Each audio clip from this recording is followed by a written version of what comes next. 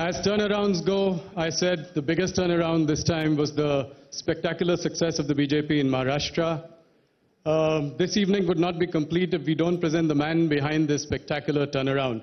So the big surprise is we have with us the newly minted Chief Minister of Maharashtra, Devendra Fadnavis.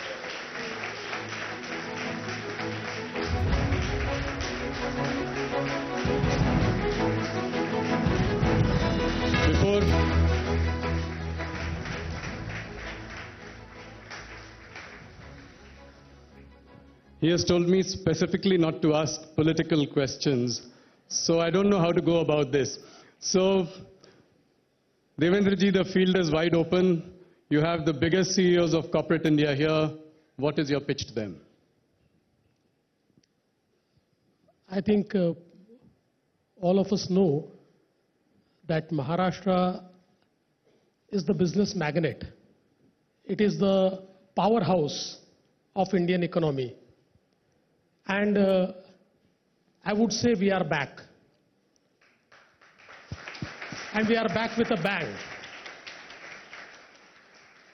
The mandate which the people of Maharashtra have given to our Mahayuti, it is not only unprecedented, but I think it is something which gives us a responsibility to contribute most to the Indian economy.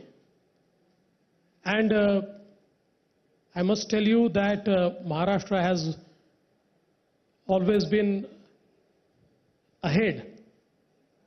And I was just taking the stock of situation yesterday, and I must share you one number that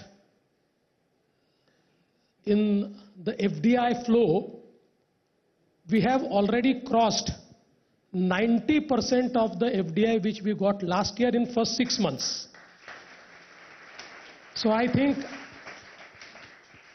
this will be a record year for FDI flow, and I think in the infrastructure sector, Maharashtra is leading the way with a port like Vadhavan, which will be one of the biggest port of India, which is 3 times bigger than JNPT, and which has up to 10 kilometers, 20 meters deep draft. I think that will change the entire maritime economy of India. And I'm very happy that Honorable Prime Minister has also announced that the 3rd airport of Mumbai will be constructed at Vadhavan. So, entire new area is being created for business. And we all know that we have recently inaugurated the Atal Setu, 22-kilometer sea link, which joins Mumbai to New Mumbai. And we are creating a 3rd Mumbai, near New Mumbai, which is 3 times bigger than Mumbai, and which will be the next business capital of India. So I think there is huge opportunity to invest in Maharashtra, to conduct your business, and I would like to assure you that conducting business will be the most hassle-free activity in Maharashtra in days to come. We are there to handhold, we are there to partner, we are there to share everything which you want us to share. And I'm sure that with all the business leaders who are sitting here, together we can make Maharashtra the first $1 trillion subnational economy of India.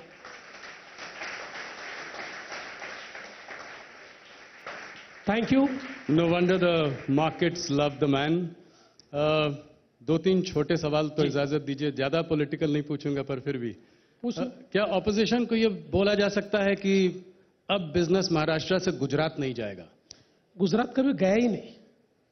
देखिए, मैं आपको एक बात कहता हूं कि देश का हर राज्य अपने अपने तरीके से परफॉर्म करता है। और मैं केवल, चूंकि मैंने एफडीआई से बात शुरू की थी, so I would like to tell you कि फ्रॉम 15 to 19 जब मैं चीफ मिनिस्टर था जी। तो महाराष्ट्र एफडीआई में नंबर 1 था। करीब करीब 2 तो साल ऐसे थे कि एक साल around 48% of the entire FDI that came to India came to Maharashtra, एक साल 42% आया। और हम सरकार से बाहर गए और पहले साल कर्नाटक नंबर 1 हो गया, हम अगले साल गुजरात नंबर 1 हो गया, और उसके बाद हम लोग वापिस आए। जी। और वापिस आने के बाद मेरे फर्स्ट इंटरव्यू में मैंने कहा था कि हम वापिस महाराष्ट्र को नंबर 1 पर लाएंगे, और पहले ही साल महाराष्ट्र नंबर 1 आया, अगले साल भी नंबर 1 आया, और अभी 2 क्वार्टर मिलाकर जो फर्स्ट 2 क्वार्टर से उसमें महाराष्ट्र को 52% एफडीआई मिला है, देश का 52%। इसलिए मैं ये मानता ही नहीं हूं कि महाराष्ट्र से कुछ गुजरात जाता है। गुजरात की अपनी एक स्ट्रेंथ है जी। कर्नाटक की अपनी एक स्ट्रेंथ है, तमिलनाडु की अपनी एक स्ट्रेंथ है, दिल्ली की अपनी अपनी अपनी स्ट्रेंथ के हिसाब से वो काम करते हैं। लेकिन महाराष्ट्र महाराष्ट्र है, और मुंबई केवल महाराष्ट्र के पास है। देवेंद्र जी, हाथ दिल पर रखकर बोलिएगा, 232 सीटों की उम्मीदें थी आपको? 90% स्ट्राइक रेट नहीं थी। हाँ? नहीं झूठ थी। क्यों बोलूं, नहीं थी। हमको ये जरूर समझ में आ गया था कि हम बहुत अच्छी विक्ट्री करें, क्योंकि जिस समय 5% इंक्रीज हुआ, जी। जैसे हम लोग चुनाव में आगे बढ़ रहे थे तो मेजॉरिटी हमको दिख रही थी, हम लोग सिंपल मेजॉरिटी अच्छे से लेंगे लग रहा था, फिर लग रहा था 170 तक जाएंगे। लेकिन जिस समय 5% का इंक्रीज हुआ तो कुछ पत्रकारों से मैंने बातचीत की, मैंने उनको कहा कि 5% का इंक्रीज 2 ही चीजें करता है, या तो इनकम्बेंट गवर्नमेंट को सिमट देता है, हम 50-60 में सिमट जाएंगे, या फिर जो हमको ग्राउंड पर दिख रहा है कि there is a positivity amongst people, तो ये हमको लैंडस्लाइड विक्ट्री देगा। तो ये तो अंदाजा आया था, लेकिन ये लैंडस्लाइड इतना छप्पर फाड़ के होगा इसका अंदाजा नहीं था। तो क्या चला? लड़की बहना स्कीम चली, या फिर बटोगे तो कटोगे, एक हैं तो सेफ हैं? देखिए, एक चीज पक्की है कि हमारी जो स्कीम्स है, उन स्कीम्स ने एक पॉजिटिविटी लाई। हम लोगों ने जिस प्रकार से इंफ्रास्ट्रक्चर के प्रोजेक्ट्स डिलीवर किए, उसके कारण एक पॉजिटिविटी आई। लेकिन इसके साथ साथ जो प्रधानमंत्री जी ने मंत्र दिया था, एक है तो सेफ है, मुझे ऐसा लगता है कि इस मंत्र को महाराष्ट्र ने रिस्पॉन्ड किया। क्योंकि जिस प्रकार से महाराष्ट्र में लोकसभा के समय फेक नैरेटिव तैयार करके लोगों को विभाजित कर करके महाराष्ट्र को जीतने का प्रयास हुआ, मुझे ऐसा लगता है कि ये संदेशा महाराष्ट्र के हर व्यक्ति के दिल को छुआ, और एक है तो सेफ है, इसने एक जादू किया, जिस जादू के कारण मुझे ऐसा लगता है कि हर व्यक्ति को लगा कि मुझे वोट देना है। पिछले 4 दशकों का रिकॉर्ड तोड़कर सबसे ज्यादा वोटिंग इस बार हुई है। जी। तो ये जो वोटिंग है, ये बिल्कुल दिखा रही है कि लोगों ने इसको रिस्पॉन्ड किया है। तो मैं ऐसा मानता हूं क्यूमुलेटिव इफेक्ट इसका होता है, लेकिन इसमें एक है तो सेफ है, इस नारे का बहुत ज्यादा इफेक्ट रहा है। अभी लोग कह रहे हैं कि शिंदे हैं तो सेफ हैं, सब मामला निपट गया, सब सुलझ गई बात, होम मिनिस्ट्री आप ही के पास है कि उधर देनी पड़ेगी? देखिए, पहले दिन से हम लोग साथ में ही हैं जी। खबरें तो कुछ भी चल जाती है ना, खबरों का थोड़ी कोई सिर पैर थोड़ी होता है, और हम रोक भी नहीं सकते। लेकिन कभी भी कोई कंफ्यूजन नहीं था। शिंदे जी पहले दिन से साथ में थे। शिंदे जी ने जब हम लोग बैठे उस समय हमारे लीडर्स के सामने भी बात कही कि मैं भी ये समझता हूं कि जिस प्रकार का नंबर लोगों ने बीजेपी को दिया है, तो बीजेपी को अपना चीफ मिनिस्टर बनाना पड़ेगा। इसलिए कोई उनके मन में भी कंफ्यूजन नहीं था। और होम मिनिस्ट्री किसके पास रहे, यूडी किसके पास रहे, और फाइनेंस किसके पास रहे, इसके बारे में कल चर्चा हम करने वाले हैं।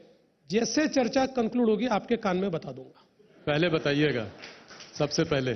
बिल्कुल। आपसे एक पर्सनल सवाल, आप मुख्यमंत्री थे, ज्यादा नंबर्स आपके पास थे, आपको उस हालत में भी डिप्टी सीएम बनना पड़ा। उसके बाद गजब का कमबैक है। पर्सनली उस वक्त आपको कैसा लगा और इससे कैसे आप बाहर निकल कर आए? ये हम सब के लिए एक लेसन होगा, हम सबको ऊपर नीचे देखना पड़ता है। क्योंकि हम महाराष्ट्र की धरती पर है, तो अपने यहाँ शिरडी के साईं बाबा को बहुत लोग मानते हैं। तो साईं बाबा के पीछे एक वाक्य लिखा हुआ है, श्रद्धा और सबूरी। सबूरी का मतलब होता है सब्र। तो श्रद्धा रखो और सब्र रखो तो सारी चीजें ठीक होती है। वही मैंने किया। आखिरी सवाल, मोदी जी ने परम मित्र कहा आपको, तो जब ये जीत, इतनी बड़ी जीत हुई, तो सबसे पहले उन्होंने आपसे क्या कहा?